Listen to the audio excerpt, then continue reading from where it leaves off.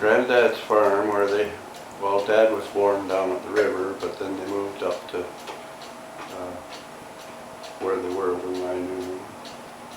And I stayed a lot of the time up there when I was a kid. And during the war, George was Dad's brother, and he went away to the army, so the year I was 12, I was up there all summer, and Granddad and I had to just be with him all the time. So I'd be loading, bringing in hay or something, and he'd place it right where he wanted it and step on that and step on that. And he'd, fill in the middle, and he'd get it over, and I'd pull it in the middle and transplant it. Mm-hmm. So it got to be the end of the year, and I had a bicycle up there. I had a carrier on it, and double frame, heavy old butter. Mother wrote a letter. There was no phone or anything, and said they wouldn't be able to get up to get me, so I was to take my bike and ride home. And Right. so the first morning, and I wasn't too happy about going. There was a bit of a wind from the south, and I said, well, I ain't going today because that headwind, and I'll get the day when it's not so windy. Mm-hmm. So there I was, supposed to be there that day to start school in the morning, and never arrived, but nobody got excited about it. I arrived the next day. So everybody was registered at school, and I come in a day or two late.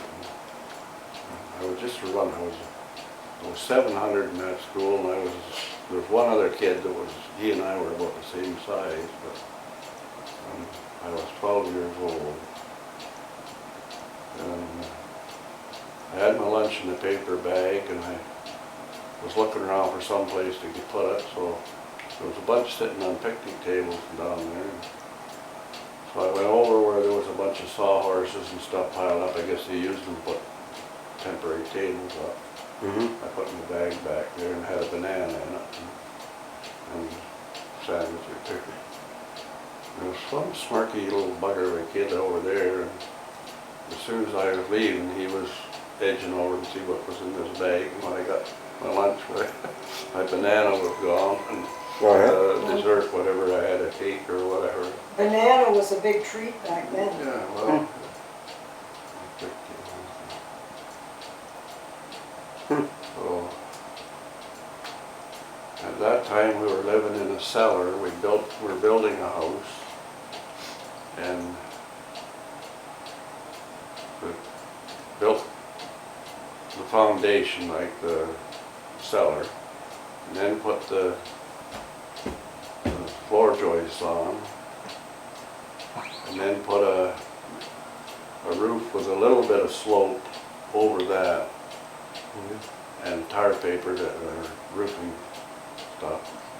And where the stairs, where you come in the side door, they built like an outhouse about that size, and it had a door on it, and you come in and you went downstairs. And then we had it partitioned off into a bunch of rooms, but just rough last and plaster. And I didn't do Jim's driveway. I figured that the trucks coming in. Well, he's If got. I put it up there, a lot of them, they want to park on the lawn, so I would spoil that for them. Well, they have a contractor there because it's been cleaned a couple times. Yeah, well, I figure I shouldn't be doing it. Maybe he's quit because he's seen me do it. I didn't know whether he'd be paid or not. I don't know. But I think any of them had lots to do this morning. That's the first real snow that they've had. So nobody come to do this. One of those boys, he was out there shoveling, but I figured they got four-wheel drive, but that black thing, the front wheels were spinning, but I didn't see the back one spinning. Mm. But he got out all right. And the gray SUV, it was in the garage.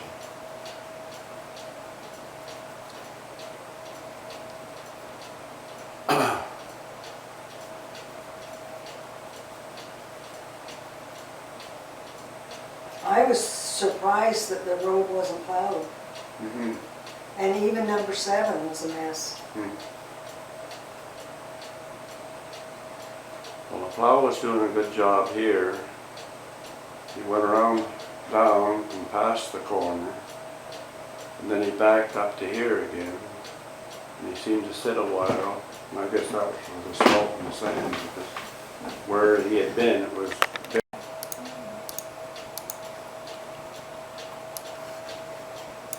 Or a cardboard box.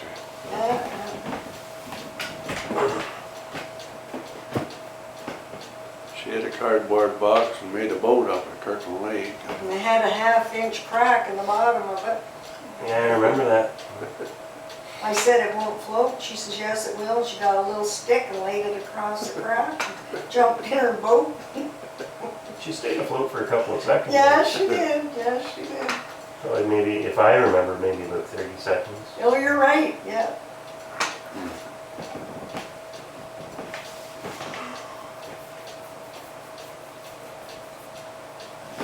Yep. Here's the one of me and my pink frog. In your pink what? Frog. Oh, good. No, but I'd love to know what kind of frog that was. It must have been a genetic anomaly. Well, it was a cute You had frog. frogs up at Lewis's. Mm-hmm. You had frogs every place you went, I think. Mm-hmm. Mm-hmm. Oh, Well, that the pink frog I caught while I was taking a leak at Otter Lake, and it was hopping around at my feet.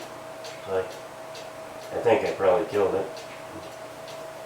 I keep the frogs so long they die. Well, it was unique, I will say that. And at that camp you went to, you had the frogs in your mouth. No, yeah, yeah. Oh, I didn't do that actually. Hey. One of the girls did. Oh, I thought it was you. Maybe I did put it in. I don't remember. I think you were saying that. Oh, I think I did. Yeah, He'll I did. kick Yeah, him around. yeah, yeah. I did, and then one of the girls did, and I was pretty shocked. Yeah.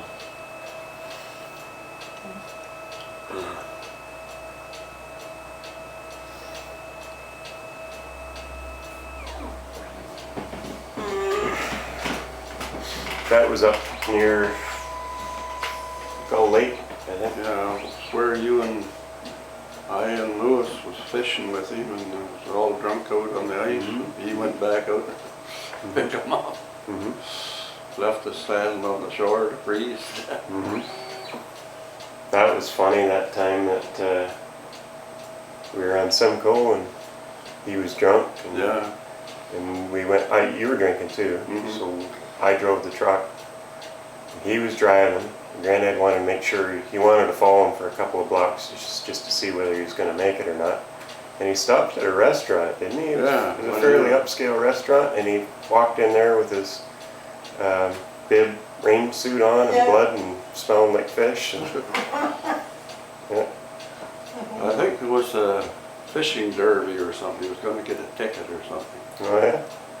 But he was, you know, when you're drunk like that, you should not be seen and not, you know, if somebody see you get, then they phone the police. You know, you get out and get in the car. Well, I would phone in a heartbeat. Mm-hmm. You sit at the traffic light at 12 and 48. 64, yeah, 48, I guess, where it goes up the other side of Beaver. And I guess he went to sleep there or some damn thing, and the cop went over and got him, and he took him back, and the cop was,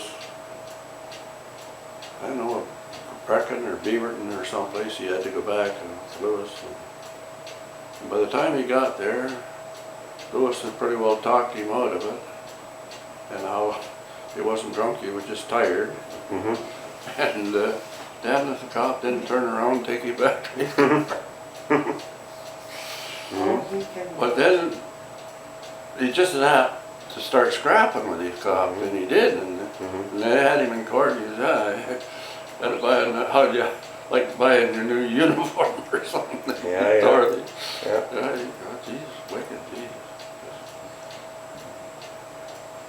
Yeah.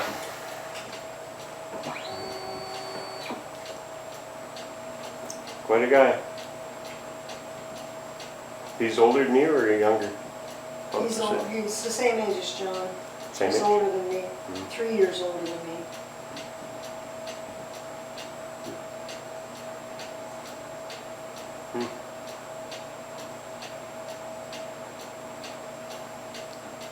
But the gift of gab and The Sedore bullshit.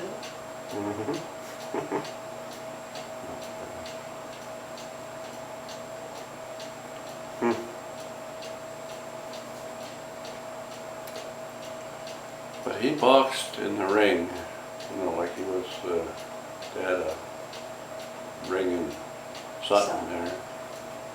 And like in the store, they'd have drunks that would get in the pool room and they needed throwing out, so he'd be throwing them out of there. His dad had, you know, when they got too bad enough, his dad would start and Lewis would help his dad, and then if Lewis could do it all by himself, they let him, I guess.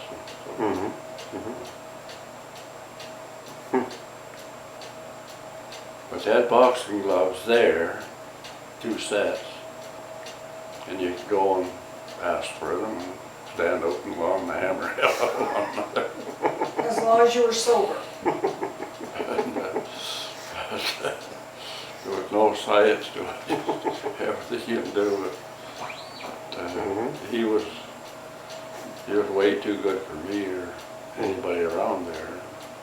Well, I went to see him box when he started in Sutton, and I thought that's the stupidest thing I ever saw in my life. I never went back. You boxed him? Pardon? Did you box him?